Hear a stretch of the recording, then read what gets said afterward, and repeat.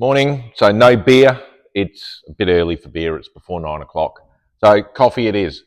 Just a quick update, what we've been doing, working on in the workshop and that sort of stuff. The big 59 behind me, we've been doing aircon most of last week. So we finished that up yesterday. I got a couple of grommets to put in and just a bit of a tidy up. We've been working on our little Jeep. So we worked out the alternator. We've sort of think we've worked out how the steering column's going to fit. Booster master cylinder are mounted. So a few bits and pieces on that.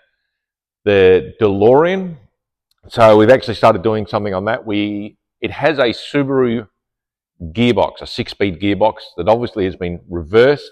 A company called Subaru Gears do that, where they turn the gears around and block off the back so that it only drives the rear wheels, because obviously Subaru are normally all-wheel drive. So they set that up and it's bolted to the L67 supercharged V6 Holden motor, so GMH motor.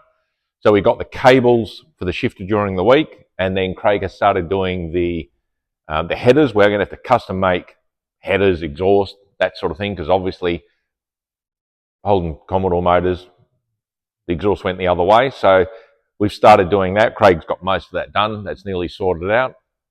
What else? Oh, and the blue pickup, I'll cut in somewhere here and I'll show you where it is, but the same thing, that has had all the aircon is now all finalised, working, tested, gassed. Cody did a little bit more wiring, so hopefully next week now we can get the grille on, headlights and that sort of thing. The dash can go in for the final time. Overhead console can go in for the final time. The stereo's up there and there's a couple of pockets to put bits and pieces, wallet, keys, phones, that sort of thing. So yeah, look, that's basically what we've been doing.